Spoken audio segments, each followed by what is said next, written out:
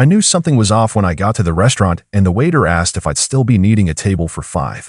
I smiled and said yes, knowing full well I shouldn't have. I was raised to believe that family showed up, especially for the big moments. But there I was, in a corner booth near the window, fiddling with the napkin and checking my phone every 10 seconds like some rookie on a first date. I even laughed to myself, trying to play it cool. "They're just late," I muttered under my breath, as I ordered a drink I didn't really want. "My name's Eric, I'm 33, and after nearly a decade of busting my back in the same mid-sized firm, I finally got the promotion I've been chasing for years. Senior Project Director. It wasn't just a title, it was validation. It was all the nights I worked past midnight while my friends were out. It was every weekend I said no to a beer so I could finish another report. It was stability. It was progress. It was mine. And I wanted to share it with the people who said they believed in me. My mom, my brother Jordan, my cousin Michelle, and Uncle Ray. That was the short list. The ones who said they were so proud of me last Christmas. The ones who cried when I bought Mom a car she could rely on and covered the mortgage when Dad passed. The same people who told me, "You're the glue holding us together." 2 hours passed. No calls. No texts. The only thing lighting up my phone was a notification from my banking app showing the restaurant tab climbing steadily. I told the waiter to bring out the entrees. I was too embarrassed to leave now, too stubborn to admit they'd bailed. It was when I took the first bite of my steak, trying to pretend I wasn't sitting in an empty booth, that my phone buzzed again. Family night out for the real success story. Attached was a group photo. Smiling faces. Wine glasses. My mom. My brother. Michelle. Uncle Ray. All dressed up at some beachside grill. Jordan was standing front and center holding a key fob in one hand and flashing a cheesy grin with the other. Behind him, a shiny new jet ski on a trailer. The caption? "He earned this.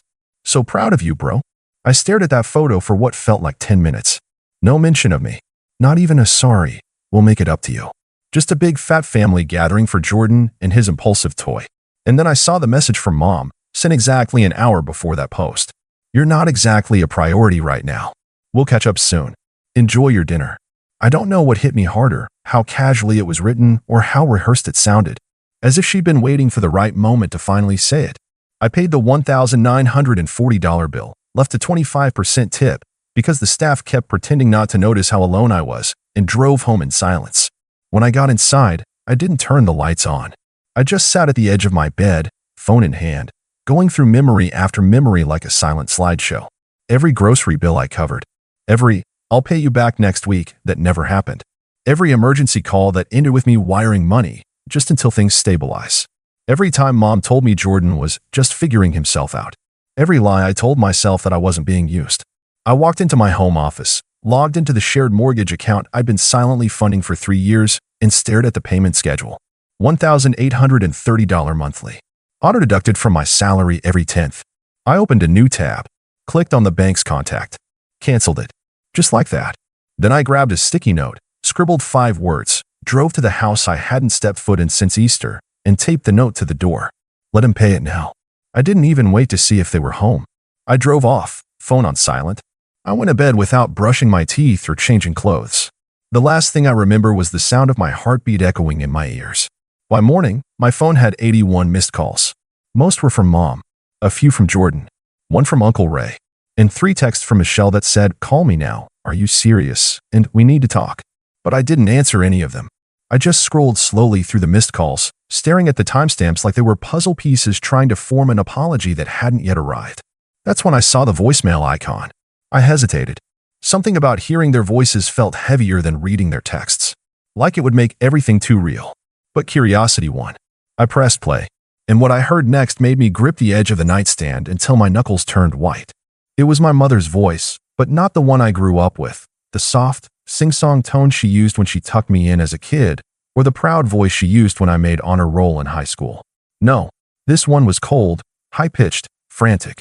"Eric, what did you do?" "The mortgage bounced. I got a call from the bank this morning, and they said the payment didn't go through. I don't understand. Why would you do that without telling us? You knew we were counting on you. Your brother, he's finally doing well, and you're being spiteful." Then, like some dramatic sitcom, she dropped her voice into a teary whisper. "This is not how family behaves." I replayed that line.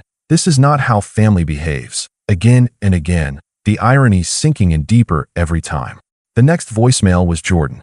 "Bro, this is messed up. Mom's freaking out. We were going to handle it. We just needed a little time. You didn't have to pull the plug like that. Seriously, are you trying to make us lose the house? A little time. 3 years of payments. But apparently I should have given them more time. The third voicemail was Michelle. She didn't even try to pretend. Okay, wow. So you're punishing the whole family now? Over what? A dinner? Grow up. You always act like you're the martyr, like you're the only one who does anything for anyone. Newsflash, you're not the only one who works hard, Eric. Jordan's been hustling too. He finally got a break, and we wanted to celebrate. I'm sorry your little job promotion got overshadowed, but you didn't have to blow up everything over it. That one made me laugh. A tight, joyless laugh, but still. My little job promotion. I sat on the edge of my bed, looking around at the silence in my apartment. No family portraits. No souvenirs from group trips. Just a clean place I paid for, alone. It wasn't loneliness I felt, though. It was clarity.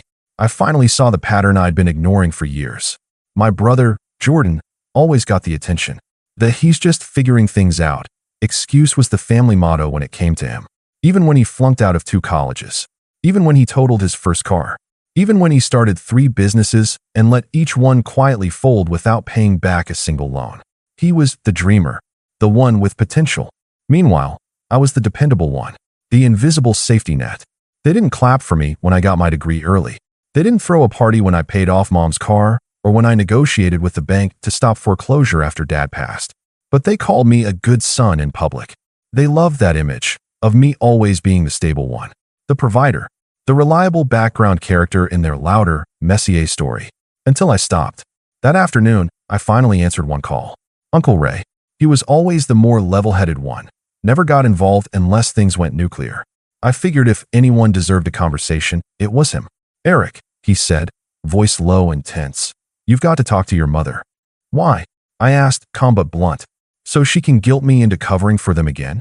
He sighed. She's a wreck. Says she didn't know how left out you felt. I chuckled. She didn't know? Did she also not know she texted me to say I wasn't a priority? Ray didn't respond to that. Just silence. I let it hang there. They've got 30 days, I said finally. That's how long until the bank posts a final notice. She's scared they'll lose the house, he muttered. I shrugged, even though he couldn't see it. Maybe Jordan can sell the jet ski. Ray actually laughed.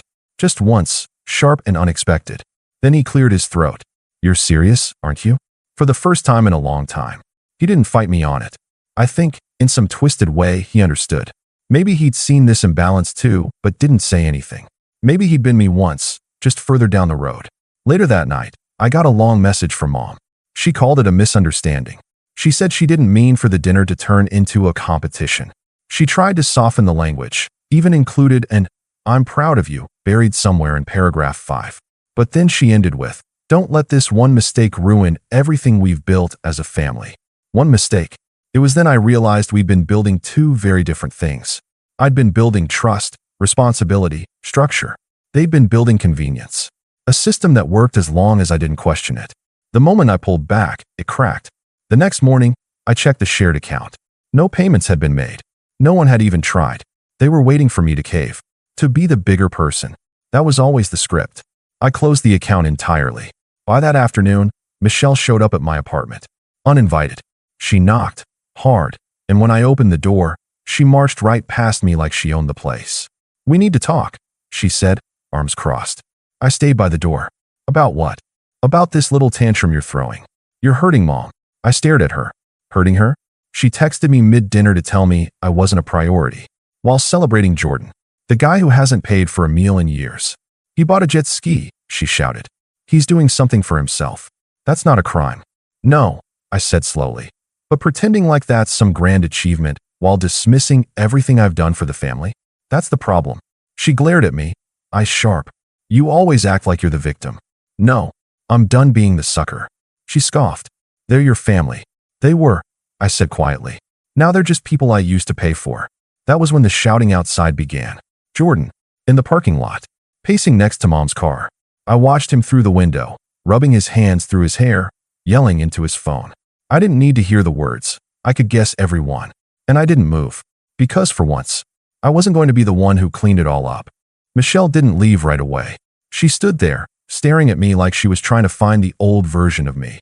The one who would have apologized by now. Maybe even offered to transfer a partial payment just to ease the tension. I waited, arms crossed, saying nothing. She must have realized I wasn't bluffing, because eventually she turned without a word and walked out. No slam of the door, no dramatic final remark, just silence. It was a strange kind of calm after she left. Not peace exactly, more like stillness after a long storm, where you're not sure if the skies have cleared or if another wave is coming. I made coffee. I sat on my balcony. I watched the same neighbors walk their same dogs in their same routines. But my world had shifted. That afternoon, I got a text from my old friend Cam. He'd been my roommate back in college, knew my family dynamic better than most, though he'd only ever seen the tip of the iceberg. Dude, you okay? Your mom just called my mom. Said you're having a breakdown. I stared at it for a moment, then sent a short reply. Nah, just finally woke up. He didn't push further. Just sent back a thumbs up emoji and a proud of you, man. That hit harder than I expected. Around 6 p.m., my phone buzzed again, this time a FaceTime request from mom. I didn't answer. A few minutes later, a long wall of text came through. She started soft, tried the warm, guilt-tinged maternal tone. Eric, sweetheart, please don't let this spiral any further. I know things didn't go the way you hoped, but we were genuinely happy for Jordan. We didn't mean to overshadow you. Can we talk? Please? I'll cook your favorite, lasagna night, just us. We need to fix this. Then, almost like flipping a switch, the second paragraph turned sharp. But canceling the mortgage was reckless. You put us all in jeopardy. You had no right to make a unilateral decision about the house, especially when you've been covering it voluntarily. This wasn't your burden to drop. Voluntarily. That word did something to me. As if I'd just happened to drop $65,000 over 3 years like it was spare change I stumbled over on my way to work. No apology. No acknowledgement. Just expectation. It reminded me of last Christmas, when Jordan had gifted Mom a designer bag, but used my credit card without asking. It's just easier this way, he'd said, laughing like it was a harmless prank. And Mom, she'd said I was overreacting for demanding he return it. It's family, she had whispered, patting my shoulder. You always help. It's just who you are. But maybe it didn't have to be. Later that evening, I was scrolling through emails when a new one popped up. Subject line: Notice of payment failure. Final warning. I opened it. It was the official 15-day notice before the mortgage entered default status. I could almost hear the panic setting in across town. I didn't reply. Instead, I pulled up the old spreadsheet I'd kept, one I hadn't updated in months. Every wire transfer, every utility payment, every temporary loan that was never repaid. Each row was neatly labeled, color-coded by recipient. It took up 10 full pages. Over $82,000 across the past 5 years. I stared at the total. Then I opened a blank document, titled it, What I Owe Myself. And I began writing. It wasn't just a financial reckoning. It was personal, emotional. For every time I was talked over at the dinner table. For every, we'll get you next time birthday. For every celebration I funded and was excluded from. I didn't realize how heavy the weight had become until I finally set it down. That night, I received a video message from Jordan. He was sitting on the couch, hair a mess, face flushed. Man, what are you doing? He said, voice trembling with fake calm. You're punishing everyone over some dinner? Grow up. Yeah, we messed up. But this? You've got Mom crying every hour. Michelle's blowing up my phone. And now the bank's calling. He looked away for a second, then added, just turn the payments back on. We'll talk after. I didn't respond. Because they didn't want to talk. They wanted to reset the system. Patch the hole without addressing the leak. 3 days passed. I went to work like normal. I started jogging again. I cooked actual meals. It was almost comical how much time I suddenly had. I didn't have to check if Jordan's car insurance had renewed or if Mom's electric bill was paid. I didn't have to set calendar reminders for Michelle's rent. And every morning, I watched the group chat grow more chaotic. Michelle had renamed it to Emergency. Eric, please respond. Then Mortgage Crisis. Then Family Unity Chat. Broken heart emoji. I muted it. I only opened it once, just to read a message from Uncle Ray. I warned them this would happen. You were never the weak one. You were just too generous. That message? I saved it. Because it was the first time someone in that family said it out loud. The turning point came on the 7th day. Mom showed up at my door. But not alone. She brought Jordan. And Jordan brought the jet ski. On a trailer. Parked right in front of my apartment like a peace offering wrapped in idiocy. She knocked once, then again. I didn't answer. She called out, Eric, sweetheart. Please, just let us explain. I watched from the peephole. Jordan was pacing, holding a paper in his hand. From what I could see, it looked like a bank notice. Mom stepped back, looked directly at the door. "I know you're in there," she said softly. "You're proving your point, okay? We get it. You're upset. But don't throw away your family over one mistake." Another one. One mistake. That was when I realized she wasn't really here for me. She was here to fix the mortgage. Not the relationship. Not the betrayal. Not the years of emotional negligence. Just the payment. I didn't open the door that night. I just stood there, watching them through the peephole until Mom gave up and Jordan finally peeled away in that shiny black truck towing his dumb $9,000 apology. I remember wondering if he'd even made the last insurance payment on it. The next day was payday. For the first time in years, my account didn't show a giant deduction to cover a house I didn't live in. My paycheck felt heavier, like it meant something now, like it was mine. I stared at the total for a long time, trying to remember the last time I had looked at my own bank balance and smiled. But the peace didn't last long. By noon, I got a call from the bank's collections department. The house, my mother's house, was officially 2 payments behind, and because of the type of mortgage, the default process had already started. I wasn't liable, of course. I'd removed my name years ago after covering enough temporary payments to realize I was being roped into more than I ever agreed to. But that didn't stop the bank from trying. "I'm not the responsible party," I told the woman calmly. "You'll want to contact the homeowner directly." There was a pause. Then the woman said something that stuck with me. She said you'd handle it. Said you've always handled it. That's when I realized Mom hadn't told them I stopped paying. She hadn't called the bank herself. She just waited, expected, assumed that the safety net she'd wrapped herself and wouldn't dare walk away. Until it did. That evening, I got the knock again. This time, Mom was alone. No Jordan. No trailer. Just her and a tote bag. "Eric," she said when I opened the door, "please. We need to talk." I didn't say anything. I just stepped aside and let her in. She walked like she was entering a stranger's house. Looking around, eyes wide, like she was expecting to find photos of herself still on my walls. There weren't any. I motioned for her to sit. She didn't. She stood by the window and looked out, then turned to face me. "We're going to lose the house." I nodded. I figured. "You can stop this," she said, voice cracking. "You can call the bank and—" "No," I interrupted. Calm. Final. She blinked. "What?" I said no. "I'm not calling the bank. I'm not making any payments. I'm done." Her jaw tightened. "This isn't just about money, Eric. It's about family." I almost laughed. "Mom, the night of my promotion dinner, you texted me to say I wasn't a priority. Then you threw a party for Jordan because he bought a jet ski. You called that family. I call it a joke." She flinched. "It wasn't meant to hurt you, but it did. And you didn't care until the bills stopped getting paid." Silence stretched between us. She lowered herself slowly into the chair like she was settling into the weight of it all. "I didn't realize how much you were covering," she said softly. "That's the problem," I replied. "You never wanted to realize it." She shook her head, voice barely above a whisper. "Jordan's not like you. He needs more help." "No, Mom," I said firmly. "He needs consequences." She looked up at me, eyes glassy. "He's your brother, and I'm your son." She stared at me, and for once, there was no defense, no script, no guilt trip, just the empty echo of truth sitting heavy between us. "I didn't want to believe it," she said, "that you'd just leave us like this." "I didn't leave," I corrected. "I stopped being used." She swallowed hard. "What are we supposed to do?" "You figure it out." Like I had to. Like adults do. She blinked, then looked away. And for a moment, I saw her not as the mom who raised me, but as a person flawed, scared, and entirely unequipped to deal with the reality she'd built. When she stood to leave, she didn't hug me. She didn't cry. She didn't yell.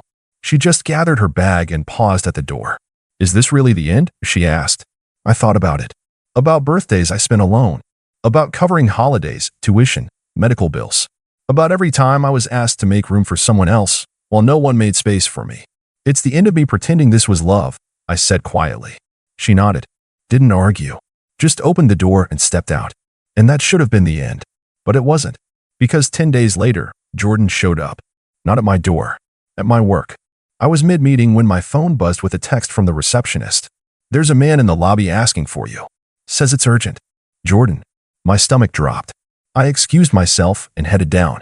There he was, sitting in a chair, tapping his foot, wearing sunglasses indoors like some kind of failed celebrity. When he saw me, he stood. "Hey, we need to talk." I didn't move. "Here." "Yeah, well, you've been dodging everyone. Figured I'd come to you." I led him outside. We stood under a tree near the parking lot. He wasted no time. We lost the house, he said. I stayed quiet. They gave Mom 30 days to vacate. Michelle's trying to help but can't do much. Uncle Ray's ticked. Says we should have seen it coming. I nodded once. Why'd you do it, man? He asked. You got your little promotion. You were fine. You mean financially? I asked. He shrugged. Yeah, you're the one with the stable job. And that meant I had to carry everyone else? He looked at me like I was speaking a different language. I bought that jet ski because for once, I wanted to do something for me, he muttered. And I stopped paying the mortgage because for once, so did I. He stared at me, and something shifted. His mouth twitched. A realization creeping in behind the ego. Mom's gonna stay with Michelle, he said eventually. I'll probably crash at Uncle Ray's. Good. He looked down at the gravel. I guess I always figured you'd just keep handling it. I know, I said. He looked back up, eyes narrowing. So that's it? You're just out? Not out, I said. Free. He shook his head. You think you're better than us? No, I said. Just better without you. He didn't like that. But he didn't argue. Just turned, walked to his car, and drove off. That night, I opened my phone, scrolled through the group chat one last time, read every message I'd ignored. Then I deleted it. 1 week later, I moved to a new apartment, bought a desk I'd been eyeing for months, booked a solo vacation. I even got myself a new number. The money I used to spend on them, I put it into a high-yield savings account. The time I used to spend worrying, I spent reading, hiking, sleeping in. And the guilt? Gone. Because sometimes the cruelest thing you can do to someone who's used to leaning on you is stand up and walk away. For good.